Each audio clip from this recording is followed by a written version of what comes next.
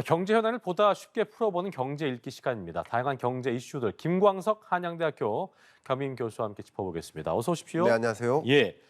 자, 그동안 이게 국산차가 몰랐는데 수입차 대비 세금이나 보험료에서 역차별을 받아왔다 이런 지적이 꾸준히 제기되어 왔었는데 네. 다음 달 1일 이후부터 출고되는 국산차에 대해서 세금을 좀 낮춰준다고 하더라고요. 어떤 변화가 있는 겁니까? 네, 일단은 기존의 개별 소비세를 부과하는 그 대상의 가격이 있잖아요. 예. 그 가격은 이 제조장에서 출고되고 유통 마진이 붙은 가격. 그러니까 가격이 더 비싼 가격인 거죠. 그렇죠. 유통 마진에는 유통 비용과 이익이 붙겠죠. 예. 붙은 그 가격에 대해서 개별 소비세를 부과하던 방식이었던 거예요. 근데 수입차의 경우에는 수입 신고 때의 가격, 다른 말로 유통 마진이 제외된 상태에서의 개별 소비세가 부과됐던 거죠. 그러니까 상대적으로 개별 소비세율은 같지만 네. 상대적으로 유통 마진이라는 이 비용이 차감된 상태에서 세금이 부과되니까 그거 왜 붙고 안 붙고는 왜 다른 거예요, 그건요?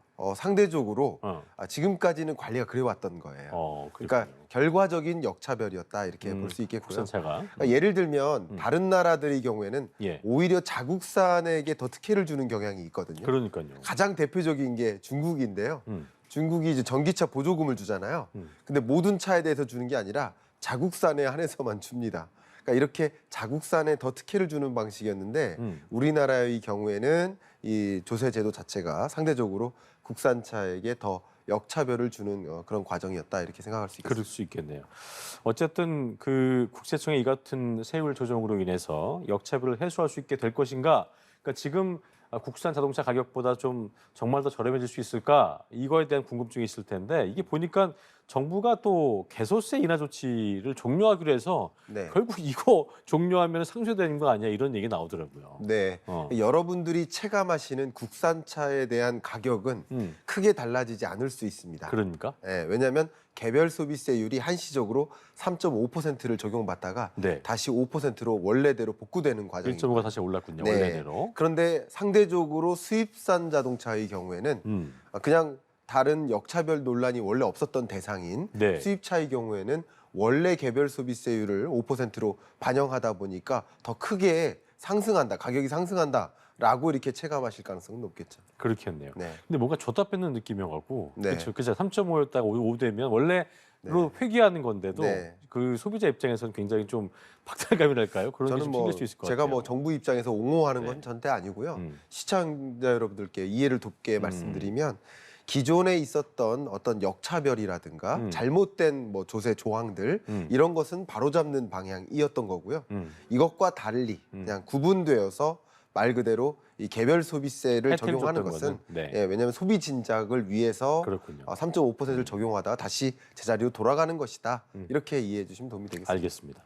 자, 그리고 자동차 보험도 좀 이제 개편이 되는 것 같습니다. 네. 예전에 이제 비싼 차랑 좀 저가의 차가 부딪히면 네. 항상 저가의 차 차주가 이거 어떡하지? 비싼 맞아요. 차 어떡하지? 맞아요. 이런 부담이 있었는데 앞으로는 보니까 고가 가해 차량의 어떤 차주의 보험료를 올리고 저가 피해 차량 그 차주 보험료는 올리지 않는 방향으로 바뀐다고 하는 것 같더라고요. 네. 이 내용 좀 자세히 짚어보죠. 네, 할증 부분에 하나는 것입니다. 말씀드려 보면 말씀하신 대로 국산 경차와 수입산 고급 자동차가 사고가 납니다. 그러면 사고의 어떤 그 비중을 보면 잘못 정도의 비중을 보면 1대 9예요. 그러니까 어떻게 보면 국산차가 9 정도 잘못을 한 겁니다. 네. 그런데 비용을 보면 국산차를 고치는데 100만 원 들고 수입산 고급차를 고치는데 900만 원 들어요. 그럼 도합 1,000만 원의 비용이 발생하겠죠. 네. 그럼 1,000만 원의 발생 총합에서 국산차는 9만큼 잘못했으니까 그래도 9에 해당되는 90% 900만 원을 부담해야 돼요. 근데 수입산 자동차 차주는 100만 원만 부담하면 돼요. 그러니까 어떻게 보면 이런 것들이 잘못된 정도의 그 비중이 높은 자동차 차주라 하더라도 자동차 가격이 높기 때문에 그러니까요. 부담이 오히려 반대로 전가되는데 그 사고 처리를 하는데 들어가는 비용만큼은 그렇다 하더라도 두 번째로 우리가 고려할 것이 그 비용이 많이 부담되는 만큼 보험사가 할증 적용하지 않습니까? 그 할증 적용하는 과정에서는 이렇게 수입산 고가 자동차에 대해서 부과했었던 그런 보험료 할증 부분을 최소화하고 오히려 고급 자동차에 대해서 할증을 더 많이 적용하는 그래서 고급 자동차와 사고를 했는데 잘못한 부분이 별로 없어요. 예. 그러면 할증 적용을 최대한 유예하는 방향으로 예. 제도를 개편하는 것입니다. 그러니까 앞에 말씀드렸던 역차별 논란 이런 제도도 좀 개편하는 것이고 지금 보험료 할증 제도도 개편함으로써 뭔가 우리가 인식적으로 그냥 사회 타당한 방향으로 가야 된다 하는 방향으로 재편되고 있다 이렇게 생각해보면 어쨌든 되겠습니다. 많은 국민들을 위한 제도로 좀 바뀌어가고 있다는 걸로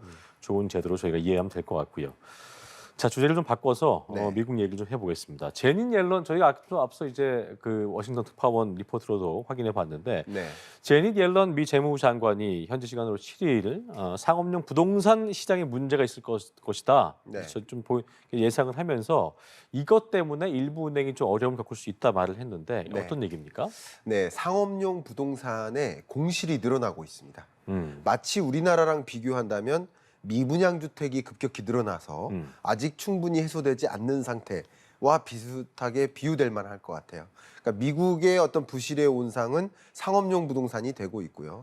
물론 상업용 부동산의 가격이 2020년, 21년에 급격히 올랐었습니다. 그렇죠. 이 상업용 부동산 하면 주로 오피스라든가 또 상가, 중대형 상가, 소형 상가, 우리나라 기준으로 오피스텔 이런 것들이 상업용 부동산이에요. 예. 주거용 부동산이 아닙니다. 그럼 이 상업용 부동산의 특징 중에 하나가 팬데믹 때 미국 경제 같은 경우는 대거 재택근무 방식으로 전환했습니다. 근데 팬데믹이 끝나고 거리두기 단계 조치가 완화되는 과정에서 다시 출근 근무로 회귀되지 않겠는가 하는 생각이었는데 아닌 겁니다. 출근 근무에 대한 니즈가 많이 주는 거예요. 그리고 특히 지금 인력 조달이 어렵잖아요. 근데 많은 인력, 잠재 인력들이 여기 재택근무 됩니까? 라는 걸 따져 물어요. 쉽게 말하면. 그렇군요. 재택근무 되는 환경에서 일하고 싶은 거예요.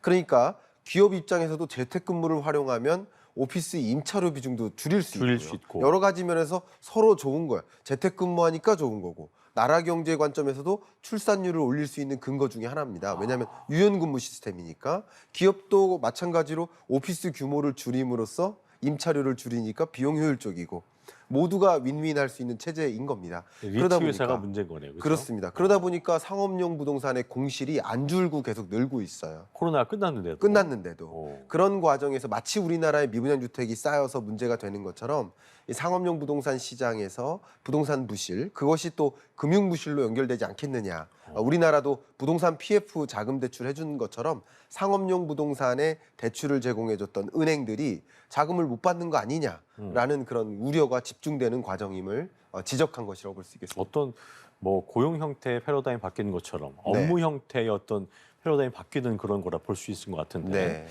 자, 상황이 이렇게 되면 이제 다시금 이제 또 이런 얘기를 할 거예요. 은행에 문제가 될 수 있다고 있기 때문에 다시 지난 3월처럼 은행 시스템 문제 오는 거 아니야? 이런 네. 우려의 목소리가 나올 수 있을 텐데 또 옐런 장관이 한편으로는 뭐 병주고 약주고인지 모르겠습니다만 네. 은행 시스템 전반은 뭐 건전해, 큰 네. 문제가 없을 거야 이런 평가를 했는데 네. 그렇게 봐야 되는 거예요? 예. 어떻게 좀 뭐 평가하십니까? 지금으로서는 뭐 문제가 전혀 없다라고 판단할 수 없지만 그것이 뭐 대규모 폭발적인 위기까지 전개되지는 않는다라고 판단하는 것이 도움이 되지 않을까 생각되고요. 예. 지금은 일련의 뱅크데믹 현상이에요. 은행 부실의 그 징후가 계속 여러 여파가 여러 경로를 통해서 전이되고 있는 현상인 거고요. 특히 미국의 경우에는 상업용 부동산 시장을 경유해서 금융 부실이 계속 전개되고 있는 과정이다. 마치 이 뱅크데믹 현상은 감기라는 전염병이 전파되는 과정이고 이거로 인해서 뭐 누가 쓰러지거나 크게 충격을 받거나 하는 정도까지는 아니다. 왜냐하면 미국의 은행 시스템이 아직도 건전하고 은행 시스템의 자본이라든가 유동성 수준이 아주 건전하기 때문에 괜찮다라고 평가하고 있는 상황이라고 볼 수 있겠습니다. 그러니까 옐런 장관이 이런 얘기 했잖아요. 업계의 전반적인 환경을 고려하면 네. 지난 3월처럼 일부 소규모 은행들은 통합될 가능성도 있다고 그렇습니다. 했는데 이건 큰 문제로 번질 가능성 없을까요? 그러니까 통합되지 못하고 파산해 버리면 문제가 되는 거죠. 네. 근데 그 소규모 은행들을 인수하거나 통합하거나 그래서 금융 시스템이 그 여러 가지 금융 부실 문제를 떠안고 있다면, 떠안게 된다면 그 부실이 위험까지 전개되진 않고 부실 정도가 계속 전파되는 경로죠. 왜냐하면 떠안은 주체도 아주 탄탄한 1위, 2위, 3위에 해당되는 대형 은행이 중소 부실 은행을 떠안게 되면 그 부실을 떠안는 만큼 부실해지는 거 아니겠습니까? 그렇다고 해서 그 대형 은행이 쓰러지는 건 아니라고 볼 수 있기 때문에 충분히 미국 금융 시스템이 이런 은행의 부실 문제를 떠안을 만큼의 그 건전성은 가지고 있다. 다만 그 부실 징후가 계속 전이되고 있는 상황이다. 이렇게 평가할 수 있겠습니다. 자, 그러면 우리 또 김 교수님께서 늘 FOMC 정례회의 할 때는 밤새면서 또 이제 확인하시는데 네. 다음 주에 예정돼 있습니다. FOMC 회의가. 근데 맞습니다. 기준금리 동결 인상 뭐 계속 왔다 갔다 하는 것 같아요. 보니까 네. 뭐 일단 지표가 제일 중요할 것이기 때문에 네. 뭐 또 위원들의 어떤 다 판단도 있겠습니다만 네. 옐런 장관 같은 경우에는 노동시장 지금 굉장히 견고하고 강력하기 때문에 인플레이션 낮춰야 돼. 아직 멀었어. 네. 라고 이게 최우선 과제라고 강조를 했습니다. 네. 현 상황에서 다음 달 일단 이번 달을 동결로 스킵할 수도 있다는 얘기도 있었는데 그렇습니다. 동결과 인상 중에는 어떻게 좀 예상을 네. 현재 상황에서 하고 네. 계십니까? 현재 상황에서는 네. 일단 그동안에 발표됐던 여러 지표 중에 가장 중요한 것이 PCE 물가, PC. 개인 소비 지출 물가 같은 경우는 정점보다 오히려 반등했습니다. 지난 전월보다 반등했습니다. 네. 그리고 고용 지표가 지난주에 발표됐는데 매우 미국 고용이 탄탄하다. 아직까지도 이 정도면 거의 물론 실업률이 올라가긴 했습니다만 여전히 탄탄하다라는 걸 보여줬어요. 그리고 금융 부실도 전이는 되고 있지만 그게 붕괴 정도 될 때 정도는 아니다라고 평가하고 있는 만큼 미국 경제를 판단했을 때 미국 경기나 금융 부실이나 이거는 신경 안 써도 된다. 그러나 물가는 아직 정점을 찍고 떨어지지만은 않고 이게 잘 안 잡히고 있다. 국제 유가 불안도 있고 그렇기 때문에 물가를 잡기 위해서는 금리 인상을 추가적으로 해도 된다라는 것이 현재 입장이고요. 다만 지금 중요한 것을 말씀드리면 빅 스텝으로 인상하다가 자이언트 스텝으로 인상하다가 그리고 다시 빅 스텝, 베이비 스텝으로 전환한 거예요. 그러다가 한 번 쉬었다가 베이비 스텝 하는 거. 이것도 속도 조절의 경륜입니다. 그러니까 속도 조절을 할 때 당장 동결하는 것이 아니라 한 번 쉬었다가 인상하는 거. 그러다가 계속 동결하는 그것도 하나의 방향성이기 때문에 그런 가능성을 배제할 수 없겠다 말씀드리고요. 지금으로서 가장 중요한 것은 다음 주에 발표될 미국 CPI입니다. 맞아요. 미국 CPI 물가 지표가 발표되고 이게 발표가 FOMC 회의 중에 발표돼요. 그래서 그 회의 중에 그 데이터를 받아들면서 와 이거 뭐 지난달보다도 높고 근원 물가는 도저히 안 잡히고 만약에 이런 일들이 진단된다면 추가적인 금리 인상을 당연히 단행할 것이라고 보고 있고 역시 CPI를 여러분 보시면서 함께 의사결정하시면 어떨까 생각합니다. CPI, 5월 CPI가 중요하겠군요. 중요합니다. 왜냐하면 지금 네. 우리나라 금리랑도 1.75 차이 역대 최고이기 때문에 네. 0.25 더 올려버리면 네. 2%여서 우리도 물론 예전처럼 미국 한미 금리 차가 경제에 영향을 미친다는 공식과는 다른다고 합니다만 그렇죠. 그 정도 차이 나면은 또 한국은행 입장에서도 네. 좌시할 수 없는 상황이기 때문에 맞습니다. 그런 부분 잘 지켜봐야겠군요. 예. 알겠습니다. 자 그리고 OECD 예. 이게 최근 들어서 국내외 어떤 주요 기관들이 한국의 네. 경제 성장률을 좀 줄줄이 낮추고 있는 상황인데 네. OECD도 올해 한국 경제 성장률 전망치를 종전보다 0.1% 포인트 낮춰 잡았습니다. 네. 뭐 어떤 달갑지 않은 내용인데 어떤 네. 배경이 있을까요? 네. 유독 세계 경제는 상향 조정하고 있습니다. 그랬잖아요. 예. 그러니까 OECD도 그렇고 월드뱅크도 그렇고 IMF도 마찬가지입니다만 지난 전망치보다 다 추세적으로 세계 경제를 상향 조정하고 있는데 중요한 것은 왜 우리나라 경제만 유독 모든 국제기구가 하향 조정하고 있는가? 맞아요. 그러니까 국제기구들만 하향 조정하는 것이 아니라 우리나라 자체적인 경제 연구기관들조차도 뭐 한국은행이라든가 또 국내 여러 민간경제연구소 다 하향 조정하고 있습니다. 그 하향 조정하는 여러 가지 이유들이 있겠습니다만 어쨌든 상향 조정하더라도 자 세계 경제나 미국 경제, 중국 경제가 상향 조정된다 하더라도 상향 조정된 그 세계 경제의 흐름이 경기 침체가 아니라는 건 아닙니다. 경기 침체인 건 맞아요. 근데 유독 우리나라는 그 경기 침체에 민감할 수밖에 없는 경제 구조를 가지고 있다. 가장 대표적인 게 수출 구조인데요. 수출이 제일 문제인 우리나라의 건가요? 네. 주력 수출 품목이 전체 수출의 약 15대 15가지 상위 수출 품목, 반도체, 자동차 부품, 석유화학, 철강, 조선 이런 뭐 스마트폰, 가전제품 이런 15대 주력 수출 품목을 합하면 전체 수출의 80%가 넘어요. 10분의 8이군요. 예. 근데 이런 수출 품목이 경기에 민감한 품목이거든요. 그렇군요. 경기가 안 좋으면 가전제품 못 바꾸죠. 스마트폰 못 바꾸죠. 그러니까 거기에 들어가는 반도체 수요가 줄죠.